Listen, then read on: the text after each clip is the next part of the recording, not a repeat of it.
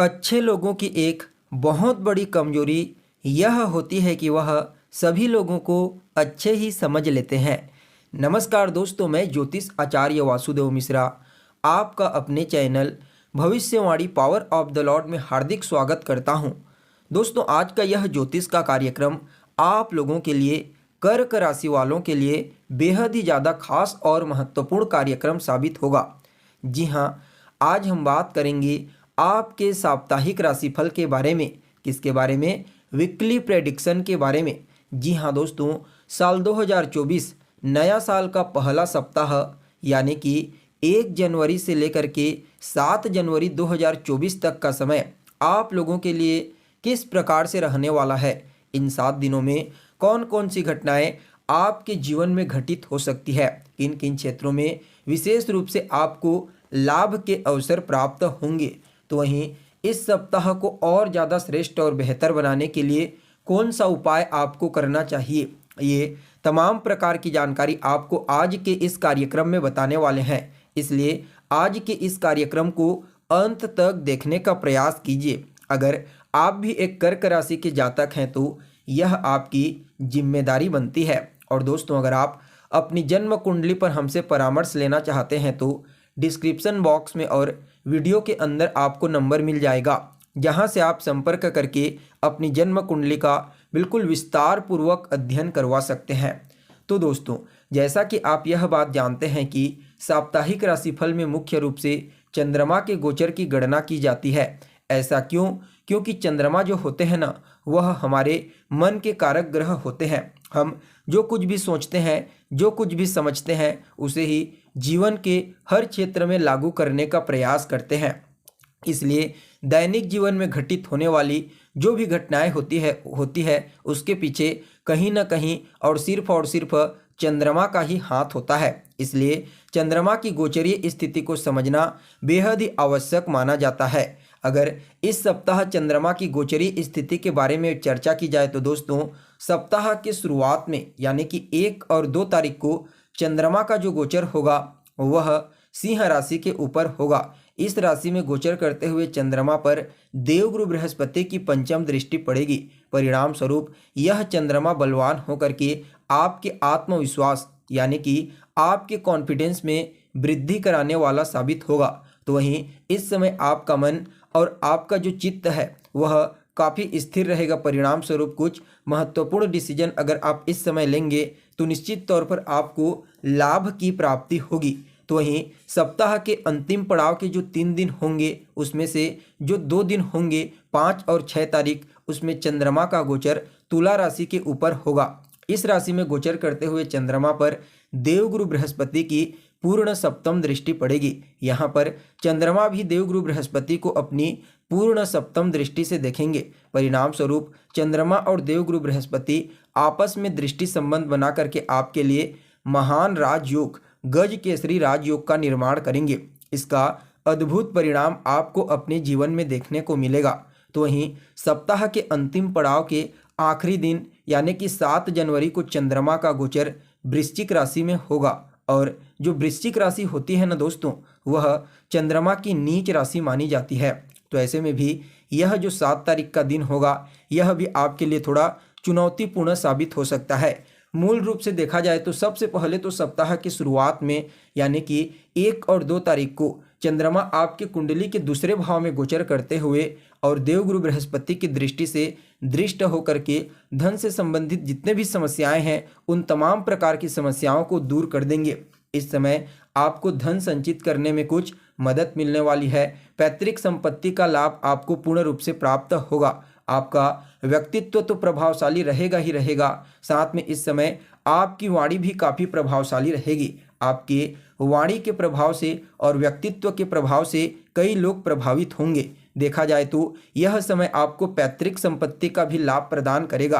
परिवार के बीच में, कुटुंब के बीच में आपसी तालमेल काफ़ी बेहतर तरीके से देखने को मिलेगा। इस समय आपकी वाणी काफ़ी मधुर रहेगी, जिसकी वजह से हर पक्ष में सिर्फ पारिवारिक जीवन में ही नहीं अपितु कार्य क्षेत्र और सामाजिक क्षेत्र में भी इस समय आपकी वाणी की मधुरता हर किसी को मोहित कर देगी।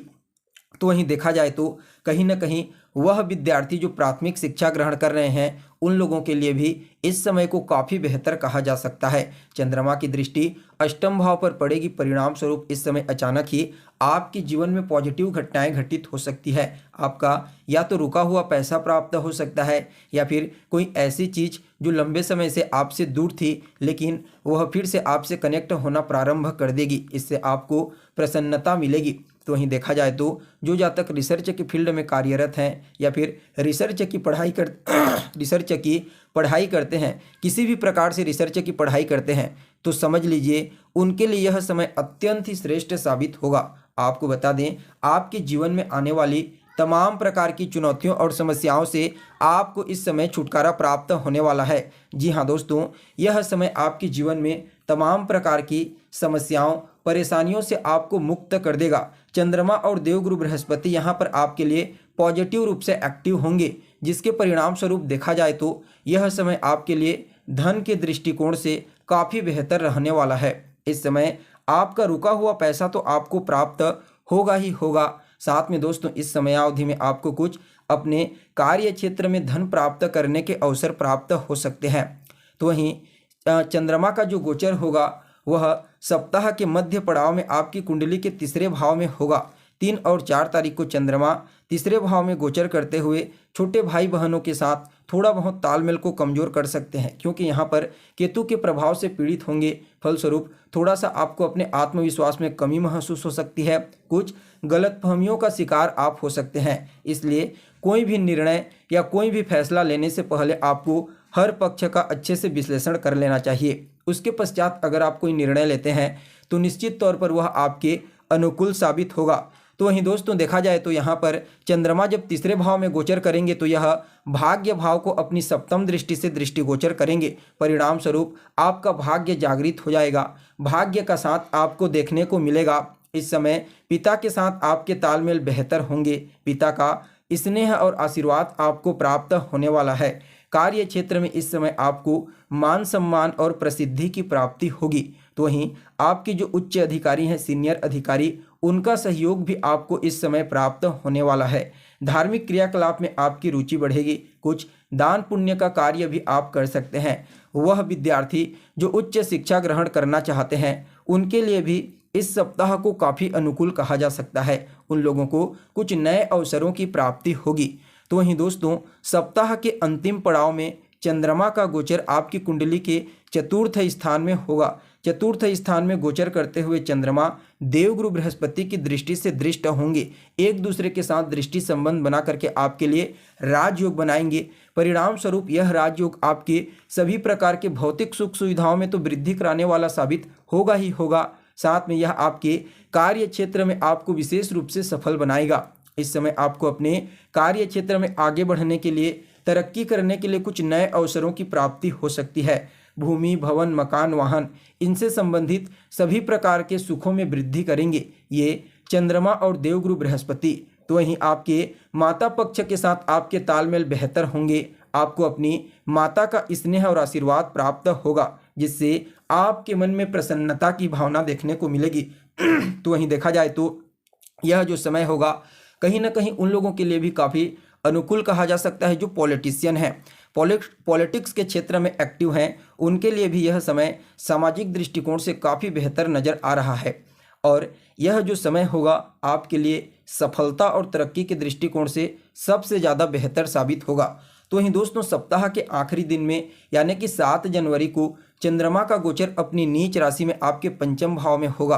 तो यह थोड़ा संतान को लेकर के आपकी चिंता को बढ़ा सकता है। अगर आप किसी के साथ रिलेशनशिप में हैं तो थोड़ा सा आपको इस समय चुनौतियों का सामना करना पड़ सकता है। विद्यार्थियों का भी मन पढ़ाई लिखाई में नहीं लगेगा, इसलिए थोड़ा इस समय आपको फोकस करने की सलाह दी जाती है। बाकी यह सप्ताह आपके लिए अत्यंत ही श्रेष्ठ साबित होगा।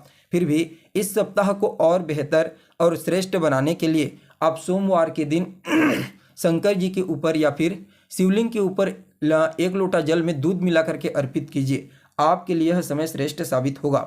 तो दोस्तों हमें उम्मीद है जानकारी आपको पसंद आई होगी।